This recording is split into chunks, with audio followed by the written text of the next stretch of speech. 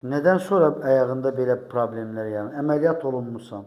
Əməliyyat deyəndə ki, əməliyyat olmuşum 92-də. 92-də sınmışdı bu ayaq. Yox, benim olmuş 92-də ağlamda minaya. Minya düşüb bu ayaq. O minaya bura heç nə deyil, bina uçmuşdur. Sınıb da ayaq sınıb. Yəni nəticə sınıb. Polkayda bax mil var idi. Bəli. Sonra gəldim bura, bu şəkərə görə çox qərib tutub məni. Gəldilər damarrağı dedilər stent. Buna da 2 kərəm yatdım burada. Ondan sonra stentdən sonra da bu əmələ gəldi.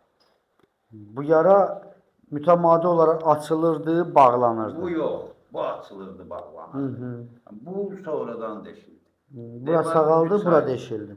Bura indi təzədən yenə açılıb. Bu elə açılır, açılır. Gördüyümüz kimi ayaqda hansısa bir sümüyün travması nəticəsində travmatoloji müdaxilələr olunur, dəmir metal konstruksiyaları olunur.